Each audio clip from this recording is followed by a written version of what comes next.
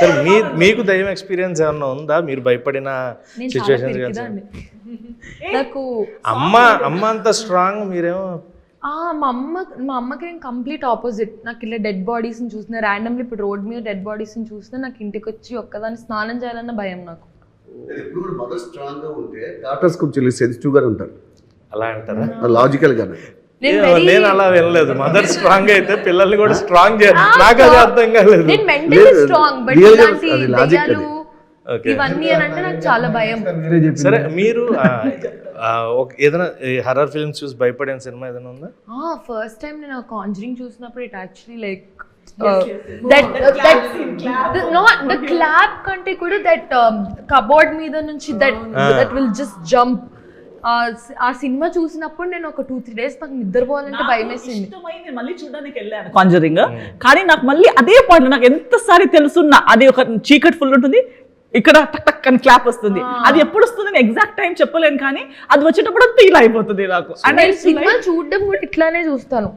మళ్ళీ ఇదే బ్యాచ్ మీరు కూడా? నాకు హారర్ ఫిల్మ్స్ చూడడం ఇష్టము, కానీ ఈ అర్థమైంది ఇంత ఈ కన్ను మళ్ళీ సగం ఈ చిన్న చిన్న గ్యాప్స్ లో నుంచి చూస్తాను. కానీ నేను చెప్పాను, ఈ సినిమా మొత్తం మేకింగ్ లో చాలా భయపడే సీన్ లేదు, కానీ వీళ్ళిద్దరూ చాలా భయపడిన పాట ఉంది.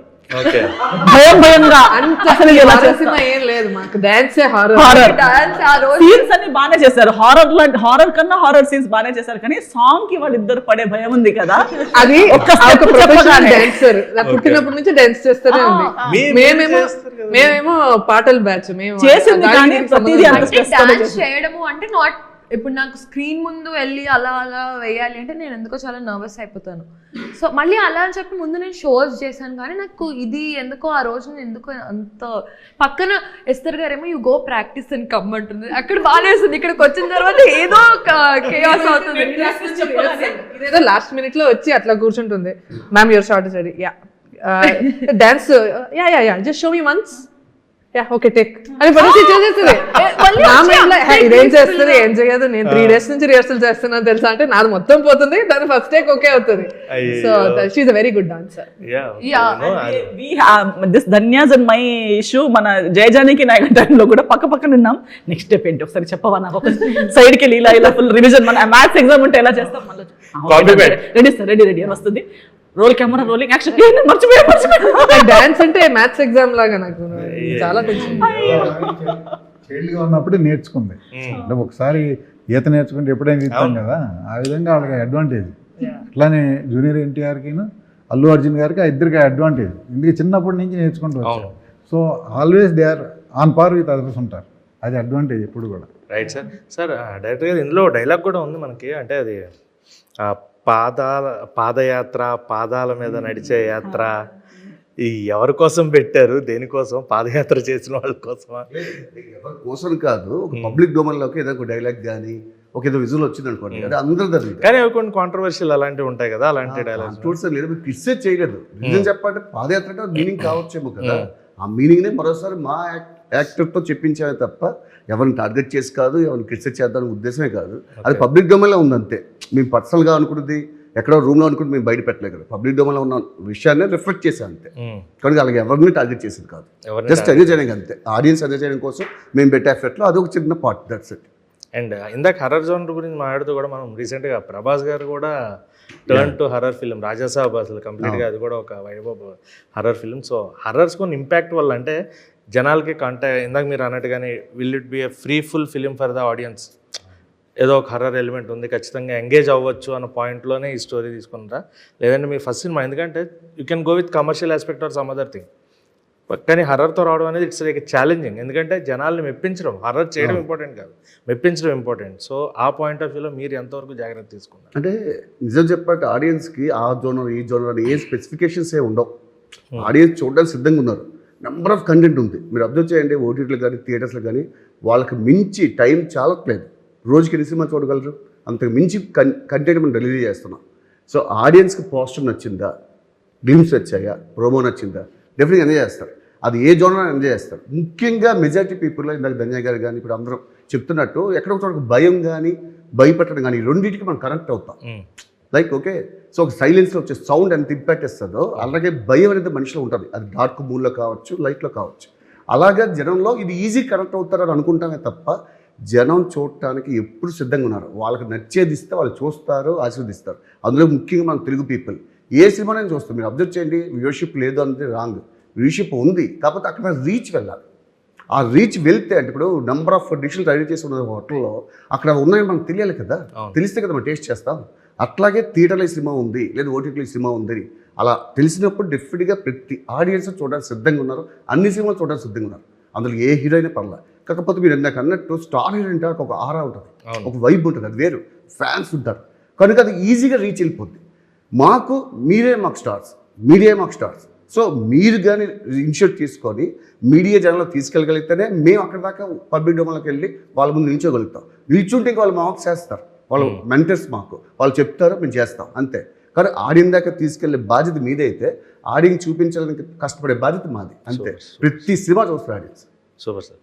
అండ్ హీరోయిన్స్ మీరు ముగ్గురు చెప్పొచ్చు. అండ్ మీరు రీసెంట్గా హీరోయిన్ కాదు సార్, మీరు కూడా డైరెక్టర్ గారు. అయ్యో సార్ క్లారిటీ సార్.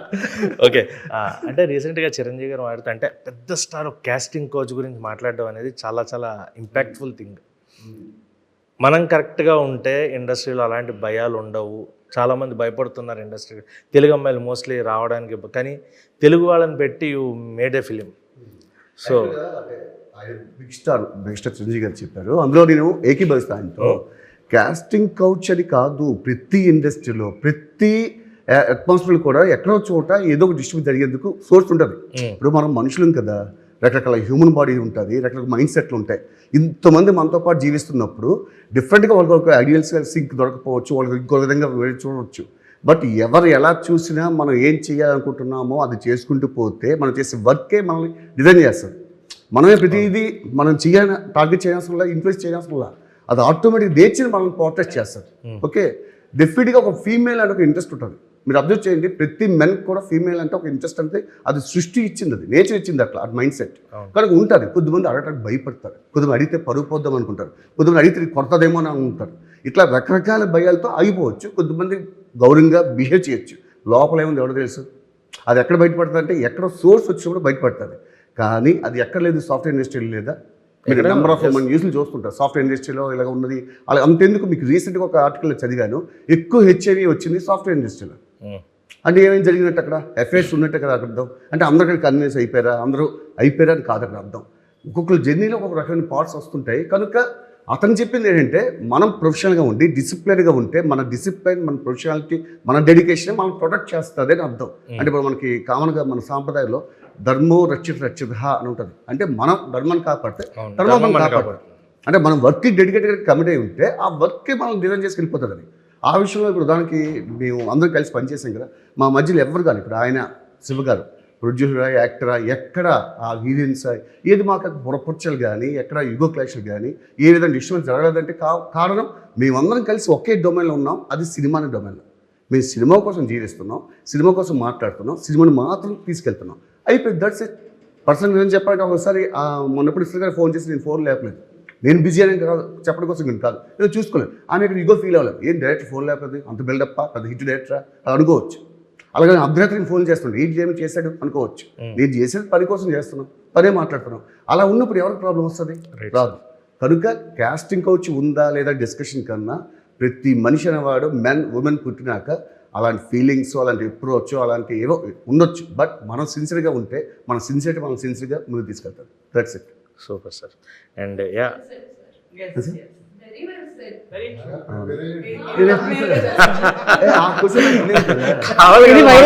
మాకు కూడా తమ్నేల్ కావాలి కదా ఏదన్నా ఒకటి. సో ఆ టాపిక్ మీద వెళ్దాం. ఎక్కువ ఫ్లో ఉంది, పర్లేదు, దాంట్లో మేము ఎంత కావాలో అంత వేసుకుంటాం. పాజిటివ్ వచ్చు, నెగిటివ్ అయ్యచ్చు, చూసిన వాళ్ళకి అర్థమవుతుంది అది, రైట్. సుప్రీత గారు, అండ్ మీకు ఫస్ట్ ఫిల్మ్ ఇది రిలీజ్ అవుతున్న మీ hero first hero cinema release అయ్యి హిట్ అయింది. సో ఆయన గురించి ఏం చెప్తారు, అమర్దీప్ గారి గురించి? Because he's in success streak. ఆ సక్సెస్ మీ ఫిల్మ్కి హెల్ప్ అవ్వచ్చు. I'm very happy. నేను యాక్చువల్లీ ఆ రోజు అంటే ఏ ఈవెంట్కి వెళ్ళలేకపోయాను, అమర్కి చాలా సారీ చెప్పాను. And I'm really happy. అంటే అలాంటి చిన్న సినిమాలు వస్తేనే, మొన్న కూడా సార్ అన్నారు, చిన్న సినిమాల వల్లనే చాలా ఎంప్లాయ్మెంట్ పెరుగుతుంది. ఐ థింక్ చిన్న సినిమాలను ఎంకరేజ్ చేస్తే ఇంకా చేస్తారు, దానివల్ల ఎంప్లాయ్మెంట్ అంటే చాలా మంది కుటుంబాలు బతుకుతాయి చిన్న సినిమాల వల్ల అని.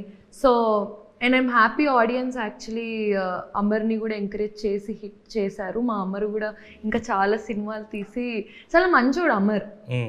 సో అలాంటి వాళ్ళు చాలామంది ఉన్నారు. సో ఇంకా వాళ్ళు వచ్చి సినిమాలు తీసి and I'm very happy for Amar ఈ సినిమా హిట్ అయిందని. అండ్ మీ ఫేవరెట్ అని చెప్పండి. బ్రదర్దే ఆ సినిమా, ఓకే, అది కూడా మన ఫ్యామిలీదే.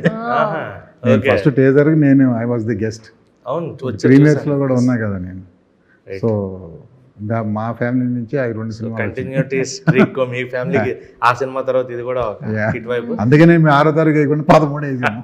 ఓకే, దానివల్ల మీరు ముందు 6th అనుకున్నాం, సరే మరి ఇక అటు ఒకే ఫ్యామిలీ పోటీ ఎందుకు. అదే కాకుండా అటు మేము వెళ్ళాలి ఇటు మేము వెళ్ళాలి, ఒకళ్ళకి అటెండ్ అవుతూ ఉంటాం కదా మళ్ళీ అని. And Supreetha garu, who is your favourite hero or heroine and inspiration for the industry? Pawan Kalyan garu. Pawan Kalyan గారు, అయ్యో నా ఇన్స్టాగ్రామ్ చూసి మీ ఇద్దరికి అందుకే కలిసింది కూడా ర్యాప్. కానీ మా ఇద్దరికి తెలీదు. నేను నా ఇన్స్టాగ్రామ్ మొత్తం అసలు జనసేన గెలిచినప్పుడు ఎంత రచ్చ చేశాను నేను. ఓ సూపర్, అసలు నాకు ఆయన అంటే చాలా ఇష్టం. సూపర్. అంటే ఆయన చూస్తే ఒక దేవుడు నడిచొస్తున్న ఫీలింగ్ ఉంటుంది నాకు. నిజంగా ఇదే మెయిన్ కట్ చేసేసి. అంటే అలాంటి మనుషులు ఉండడం చాలా రేర్. అంత గోల్డెన్ హార్ట్, అంత స్వీట్ పర్సన్ అసలు ఆయన్ని చూస్తే. అండ్ తర్వాత విజయ్ దేవరకొండ అందరికి తెలిసిందే, బట్ ఫస్ట్ పవన్ కళ్యాణ్ గారు. సూపర్. అండ్ ఇందాక చెప్తూ మీ ఇద్దరు డాన్సర్స్ కాదు మేము పాటలే అన్నారు కాబట్టి మీరిద్దరూ పాట పాడితే హీరో అయింది. మీరు అన్న మాటకే నేను అడిగా, మీరు చెప్పారు కాబట్టి. అతను చాలా బాగా పాడతారు. అస్సలు ఇలాంటివి చెప్పకండి, తను బాగా పాడింది తెలుసు. పార్టీ మంచి పార్టీ డాన్సర్, మంచి పార్టీ డాన్స్ చేస్తారు. అదొకే, ఓకే, ఇద్దరు పాడాలి. నాకు పాటలు రావు. వద్దు, main singer, background singing. We're singing something the other day in car. మన సినిమా పాట నేర్చుకోవాల్సింది, లిరిక్స్ మర్చిపోయా. పాట పాడాలి. ఇద్దరు కూడా పవన్ కళ్యాణ్ గారు చెప్పండి. అదే అంటున్నా, ఇద్దరు కూడా పవన్ కళ్యాణ్ గారు ఫ్యాన్ కాబట్టి. నిన్ను చూడగానే చిట్టి గుండె గట్టిగానే కొట్టుకున్నదే, అదేమిటే నిన్ను చూడకుండా 2 కళ్ళు ఒకరినొకరి తిట్టుకున్నవే, అదేమిటే లిప్ మూవ్మెంట్ కాదు పాట. ఏమిటో ఏం మాయో చేసిన కళ్ళు చూపుతోటి, ఏమిటో పాడమంటే మీరు చక్కగా లిప్ సింగ్ ఇచ్చి అదేదో రీసెంట్ గా చేస్తున్నారు రైట్. సో యా సార్, నాకు అంటే ఓపెన్లీ ఫ్రాంక్లీ సెయింగ్, ఫస్ట్ ఆ సాంగ్ అది వేసినప్పుడు ఏంటి కొంత ఏదో అనుకున్నా, but trailer was really good. Trailer got చాలా బాగా అనిపించింది. And something very interesting you have cooked for the audience అనిపించింది. సో Feb 13th అమరావతికి ఆహ్వానం is going to release in theatres. And చిన్న పెద్ద అని కాకుండా ఒక కంటెంట్ ఉన్న ఫిల్మ్స్ వస్తున్నప్పుడు please encourage and come to theatres and watch it. And ఖచ్చితంగా మీరు థ్రిల్ అయ్యే ఎలిమెంట్స్ ఉంటాయనుకున్నాను. And all the very best to you and advance congratulations from my side. So thank you so much.